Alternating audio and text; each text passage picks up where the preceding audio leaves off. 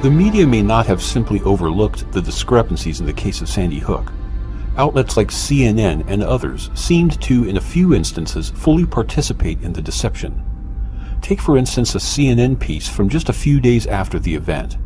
To quote from the article, "Scuba was clipping hair on Friday at Robert Anthony's hair salon, the shop he, his mom, and sister have run for the last 13 years. Because this case was so devoid of fruitful leads for reporters to follow, it's not unexpected for them to resort to a war of sensationalism.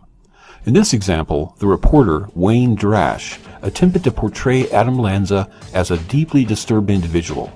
Let's watch for a moment. The owner of the Robert Anthony Salon in Newtown says Adam Lanza was silent and never made eye contact when he'd come in with his mother for his regular haircut. I would always make jokes with him, trying to talk to him, and just make conversation when I was cutting his hair. He wouldn't say a word. He wouldn't look down from the tile. He wouldn't look up. Even though Lanza was in his teens, Scuba says his mother appeared firmly in control. The only time that he would move or make any type of movement is when his mother told him to. That was it.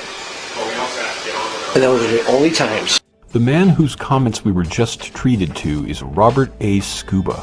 The article refers to him 13 times as a barber, and his comments were about cutting the young Adam Lanza's hair.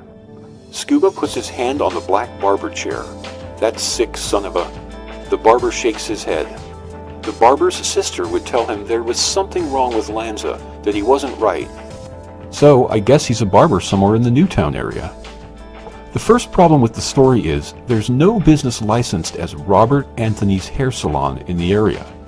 But a person by the name of Robert A. Scuba Sr. is listed as doing business as Design Crete USA. So that part of the story checks out.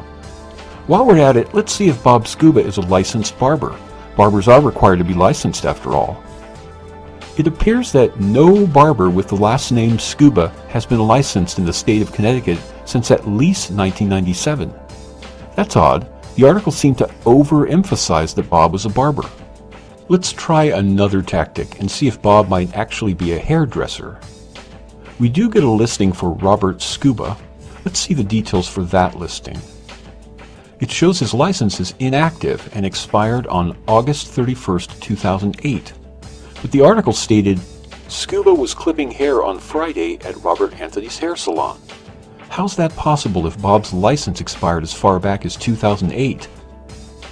Let's check on the license for the salon itself. Checking under Design Crete USA, its DBA, we get one result.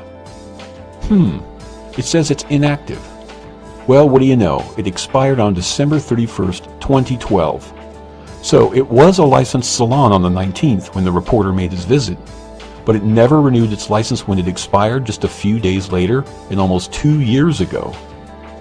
I don't know about the owner of the salon, whether it's still in operation or under what name it might currently be licensed, but I think it's a fair assumption to make that the comments made by Robert Scuba were strictly for effect only.